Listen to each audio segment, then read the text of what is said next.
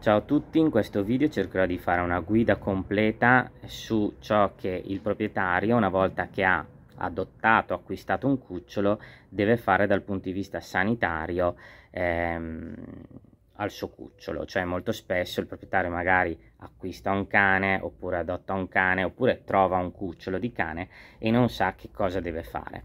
In questo video cercherò ovviamente di spiegare in ogni situazione cosa c'è da fare, perché ripeto, è diverso da quando lo acquistiamo, è diverso da quando magari lo adottiamo in cascina, perché di solito non ve lo danno in maniera corretta, ed è diverso ovviamente se lo troviamo in un campo, un cucciolo di cane. Quindi ci sono tutta una serie di situazioni che io cercherò di snocciolare in questo video in modo da darvi delle indicazioni precise.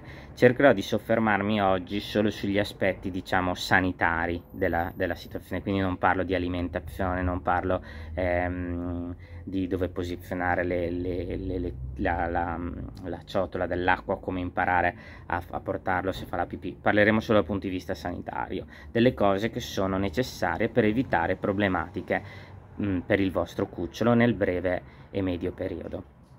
Partiamo subito con le tre casistiche, ovvero abbiamo acquistato un cane di razza. La seconda casistica è abbiamo adottato un cane in una situazione borderline, ovvero non ce l'hanno dato praticamente con niente, ci hanno dato il cucciolo così. Terzo, abbiamo trovato un cane. Partiamo col primo. Nell'acquisto metterei dentro anche chi vi regala il cane ma ha fatto le cose corrette, ok? Quindi vi ha dato il cane col loro librettino, microchip e vaccinazione, anche un meticcio, ok? Ripeto, sono tenuti, chiunque fa nascere dei cuccioli è tenuto a darlo in una certa maniera, non è che ve lo regalo e ve lo do così, non funziona così. Quindi obbligo del chip per chi fa nascere i cani, non a chi poi va il cane, mi raccomando, siate rigidi su questo, perché devono imparare le persone che se vogliono far nascere dei cuccioli li devono dare in una certa maniera, altrimenti poi non trovano le persone che glielo prendono, perché dicono picche, voi dovete fare questo, questo e questo, altrimenti non li fate nascere. Allora, partiamo quindi dalla situazione allevamento e regalo cucciolo, però fatto in maniera corretta. Come deve essere il cucciolo? Fondamentalmente voi dovreste avere il cucciolo col vostro librettino. Sul librettino c'è il microchip che è intestato all'allevatore o alla persona che ha fatto nascere i cani, e farà poi fare il passaggio di proprietà di solito al proprio veterinario, in modo tale che quando vi danno il cucciolo diventa vostro e legalmente diventa vostro, e non che vi danno il cucciolo senza chip, che in realtà è illegale. Quindi librettino, microchip. Seconda cosa che devono fare: sverminarlo. La sverminazione va effettuata, di solito si può effettuare la sverminazione a volte anche già a 15 giorni, se no si fa di solito a 30-45 indicativamente.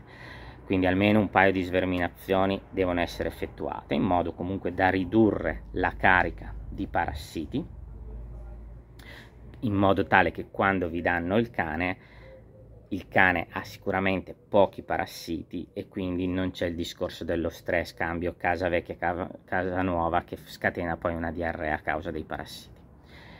E poi, in base a quando voi prendete il cane, deve avere almeno di solito un paio di vaccini, almeno un vaccino lo deve avere, non deve assolutamente non avere 0 vaccini. Anche quello per il discorso dello stress, che se spostiamo un cane in un ambiente in cui lui ha comunque un suo controllo, ma lo spostiamo, se non è vaccinato il rischio è più elevato, soprattutto in quei cani che non sono gestiti bene i genitori. I genitori dovrebbero essere vaccinati in modo tale da trasmettere l'immunità materna, la mamma, i primi giorni col colostro, e quindi avere una protezione anche più alta dei 2 mesi. E la vaccinazione è importante soprattutto in quei cani che i genitori non sono vaccinati, devono essere assolutamente vaccinati prima di essere dati al nuovo proprietario. Quindi questo deve esserci, se non c'è non va tanto bene, quindi siate puntigliosi su questo, perché tutto ciò che va fuori da questa logica rischiate che poi lo dovete subire, pagare voi e il vostro cucciolo. Quindi è molto importante educare soprattutto chi fa nascere i cani. e quindi chi li educa, noi veterinari, ma soprattutto voi che poi gli prendete i cani, perché se cominciate a non prenderli se non sono in una certa maniera, la gente si sveglia fuori, fa nascere il cane e lo dà in una certa maniera, altrimenti se li devono tenere loro e quando hanno 50.000 cani capiscono che magari devono cambiare atteggiamento, visto che sono passati diversi anni da quando ci sono degli obblighi come quello del microchip. Poi la differenza in questa situazione se è un cane di razza o un meticcio. Se è un meticcio, cioè che sono nati dei cani che vengono venduti come dei meticci, in quel caso lì ovviamente non c'è altro da vedere in quel momento, mentre invece se comprate un cane di razza o se vi vendono un cane di razza, obbligo del pedigree. Se non hanno il pedigree non prendeteli perché è una truffa se vi vendono un cane di razza senza pedigree, mi raccomando.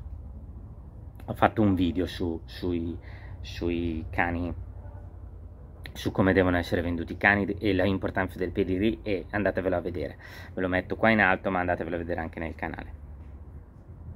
Questo diciamo nel momento dell'acquisto, oppure, e questa è la differenza sostanziale.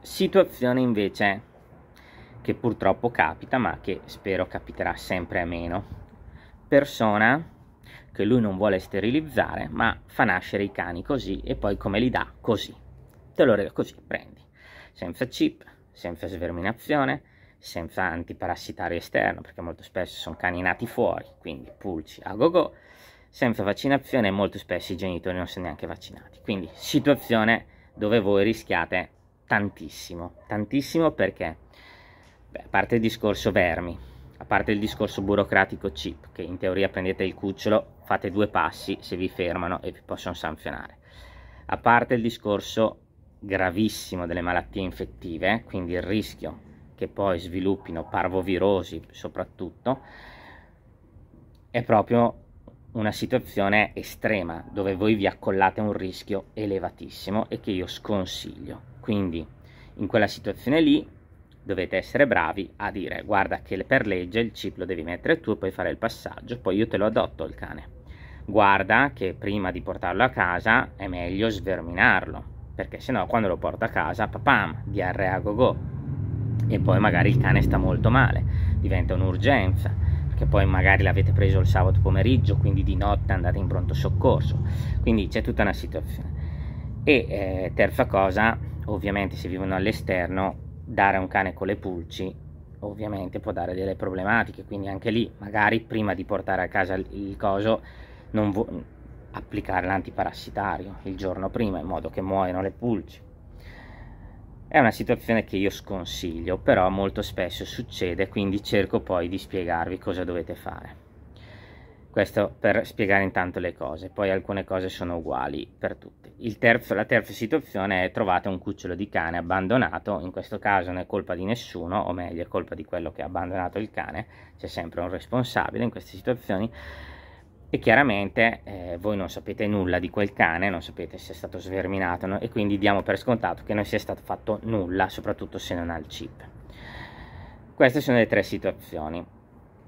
Cosa dovete fare in tutte e 3 le situazioni quando poi avete il cane dal punto di vista sanitario? La prima cosa da fare è l'esame delle feci, sia che arriva dall'allevamento, sia che ve lo dà una persona di brava che ha fatto tutto, quindi sverminato, chip e tutto, ovviamente sia se ve l'hanno dato così, sia che l'avete trovato. La prima cosa è fare l'esame delle feci. L'esame delle feci, chiaramente, se il cane viene da una certa situazione, il cane sta bene, le feci sono belle formate, si può evitare magari di fare l'esame per esempio per la parvovirosi. Se invece ve lo danno un po' così o l'avete trovato, sicuramente fare anche il test per la parvovirosi è molto importante, perché magari la sviluppa poi nei giorni successivi. L'esame delle feci è importante ovviamente per verificare che il cane non abbia parassiti, sia parassiti classici che vengono trasmessi dalla mamma durante la lattazione, che vengono uccisi durante le sverminazioni, ma anche altri parassiti, per esempio i coccidi oppure la giardia. Vi ricordo sempre che anche se un bravissimo allevatore o una bravissima persona vi dà il cane in modo corretto, è sempre importante fare l'esame delle feci il giorno dopo o 2 giorni dopo, perché fondamentalmente, chiaramente, se vivo in un ambiente con tanti cani, chiaramente le reinfestazioni sono più frequenti. Quindi mi raccomando, la prima cosa da fare quando avete adottato, comprato, trovato un cucciolo è fare l'esame delle feci. Poi la seconda cosa chiaramente è fare una visita. La visita chiaramente può essere più o meno urgente. È chiaro che se un allevatore ve lo dà in maniera corretta, tutto perfetto, non c'è l'urgenza il giorno dopo, a meno che vogliate fare una visita diciamo di compravendita, però quella andrebbe fatta prima, cioè ovvero valutare se ci sono dei vizi. Vizi possono essere per esempio il criptorchidismo, che non sono scesi i testicoli nel maschio, oppure l'ernia ombelicale, oppure possono esserci delle problematiche a livello dentario. Tutta una situazione diciamo che in fase di compravendita è molto importante valutare indipendentemente poi se uno lo utilizza come riproduttore o meno, perché ci sono ovviamente dei deprezzamenti sul discorso della compravendita. Se invece viene regalato, chiaramente anche qui è importante per verificare cosa vi hanno regalato, chiaramente, perché se vi hanno regalato un cane malato è giusto che voi lo sappiate, in modo tale che decidete se adottarlo o meno, ma non perché un cane malato non va adottato. Il problema è che magari uno non sa cosa va incontro e quindi di base si trova in difficoltà, quindi è molto importante anche quello sapere. Quindi di solito alla visita si effettua ovviamente una visita, si ascolta il cuore, si vede se ci sono dei soffi cardiaci che possono far sì che ci sia un problema magari importante a livello cardiaco, qualche patologia congenita. Si valuta chiaramente il palato, si guarda tutto il discorso della bocca, si guarda un attimo l'aspetto generale del cane, se presenta parassiti esterni, si valuta, ripeto, ernia ombelicale, criptorchidismo, si valuta un attimo l'aspetto generale. Se poi il cane è sano, ok.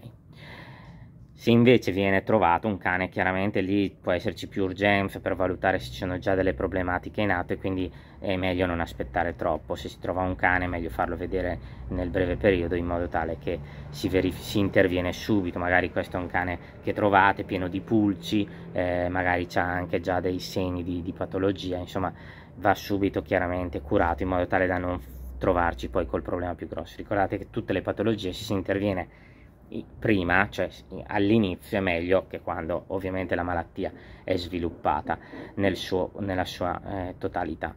La stessa cosa se ve lo danno un po' così, chiaramente è meglio farlo vedere prima, perché molto spesso chi vi dà il cane così immagino che non abbia fatto niente, quindi troviamo molto spesso pulci, troviamo comunque situazioni che vanno, magari si interviene subito con un bel antiparassitario. L'altra cosa che è importante, diciamo che differenzia dall'acquisto di un cane di razza rispetto agli altri, sono tutte magari le patologie genetiche, anche se è molto importante considerare che quando vi regalano un cucciolo, soprattutto se è di taglia medio-grande, ricordatevi sempre che il rischio del discorso displasia anca, displasia gomito è elevato, anche se sono dei meticci, quindi è molto importante considerare anche questo aspetto, perché poi ovviamente, ripeto, ricade su di voi e sulla gestione del vostro cane.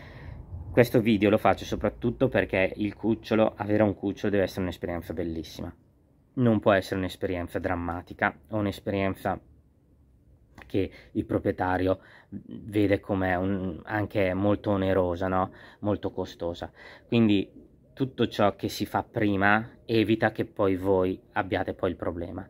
Quindi prendere un cane, il microchip è d'obbligo di legge, però prendere un cane che è stato fatto correttamente la sverminazione, che è stato fatti i vaccini, che il proprietario magari un cane di media grossa taglia, prendiamo un pastore tedesco, ha fatto le radiografie ufficiali a tutti e due i cani, sono tutti e due esenti da displasia, vi permette chiaramente di prendere un cane che chiaramente vi dà un certo tipo di sicurezza. Certo, non hai mai la sicurezza al 100%, però vi permette di, fondamentalmente, statisticamente, chiamiamola così, di non avere problema.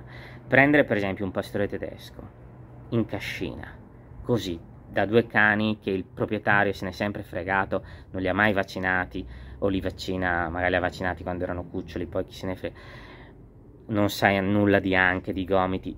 Voi prendete il cane che magari è bellissimo, il cucciolo più bello del mondo, però chiaramente magari poi ha delle problematiche che voi, soprattutto se è la prima esperienza, è una situazione molto critica, cioè nel senso che rischiate di trovarvi di fronte a qualcosa di cui voi non vi aspettate, e questo è molto importante che non avvenga, proprio perché, ripeto, l'esperienza di avere un cane o un cucciolo deve essere la cosa più bella del mondo e non una cosa drammatica. Purtroppo, ripeto, c'è poca informazione e per quello che nascono video di questo tipo, per cercare di dare più informazione sia a voi quando decidete di prendere il cucciolo, che poi deve ricadere sulle persone che fanno nascere i cani, in modo tale che capiscono che quel tipo di atteggiamento non è corretto nei confronti prima di tutto dei cuccioli che fanno nascere, perché molto spesso fanno nascere dei cuccioli malati e quindi è sbagliato, e secondariamente nei confronti di chi gli dà il cane. Quando poi si trovano